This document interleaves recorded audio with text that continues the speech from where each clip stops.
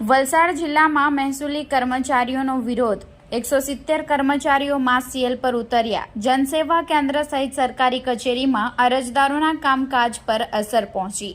વલસાડ જિલ્લા મહેસૂલી કર્મચારીઓએ તેમની પડતર માંગણીઓના નિરાકરણ માટે માસ સીએલ પર ઉતરીને વિરોધ નોંધાવ્યો છે। વલસાડમાં 170 જેટલા મહેસૂલી કર્મચારીઓએ આ વિરોધમાં ભાગ લીધો।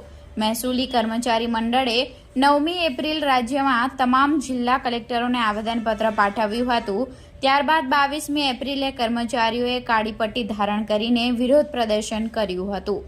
સરકાર તરફથી યોગ્ય પ્રતિસાદ ન મળતા આજે માસ સીએલ પર ઉતરવાનો નિર્ણય લેવાયો હતો।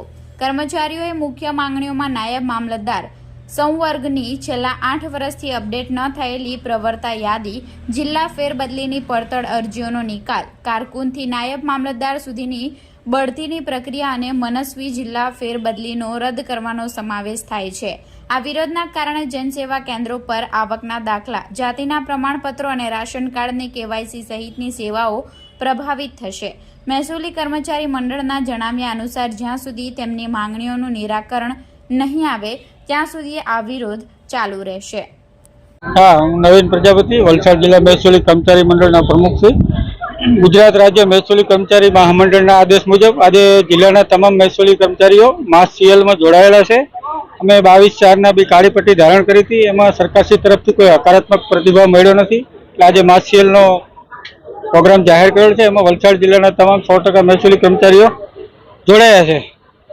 અમારી જે માંગણીઓ છે એ કોઈ નીતિ વિષયક પ્રશ્ન નથી કે કોઈ સરકારને આર્થિક નુકસાન કે બોજો પડે એવા કોઈ પ્રશ્ન નથી, ફક્ત વહીવટી બાબતો છે। પ્રમોશન છે, સિનિયોરિટી યાદી છે, HRQ LRQ પરીક્ષા છે, જે પરીક્ષાઓ લેવાઈ છે એના રિઝલ્ટ નથી આવ્યા। પછી જે લોકોની બદલીઓ, કારકુન, નાયબ મામલતદાર, મહેસૂલી તલાટીઓની જિલ્લા ફેરની બદલીઓ ઘણા સમયથી પેન્ડિંગ છે। દરેક કર્મચારીઓ પોતાના પરિવારથી અલગ જગ્યાએ ઘણા વર્ષોથી નોકરી કરી રહેલા છે અને ઘણા સમયથી પેન્ડિંગ છે, એવી ઝડપથી નિકાલ આવે એમાં અમારી માંગણી છે। તથા જે લોકોને જિલ્લા ફેરબદલી કરેલી છે એ લોકોનો ઓર્ડર કેન્સલ કરવામાં આવે એ અમારી માંગણી છે। અમારો વિભાગ બેઝિકલી લોકો સાથે સંકળાયેલો છે। જનસેવા કેન્દ્ર છે, એમાં જાતિ આવકના દાખલા છે, રેશન કાર્ડનું કેવાયસી ચાલે છે, NFSAના કાર્ડના અનાજનું વિતરણનું બી કાલથી ચાલુ થશે। આ બધામાં અસર પડશે। અમારા કર્મચારીઓ રાત દિવસ પબ્લિક માટે કામ કરે છે, એટલે સરકારે બી વિચારવું જોઈએ અને હકારાત્મક પ્રતિભાવ આપવો જોઈએ। સરકારશ્રી તરફથી કોઈ હકારાત્મક પ્રતિભાવ નહીં મળે તો ગુજરાત રાજ્ય મહેસૂલી કર્મચારી મહામંડળ જે કોઈ આદેશ આપશે એનું વલસાડ જિલ્લા મહેસૂલી કર્મચારી મંડળ પાલન કરશે।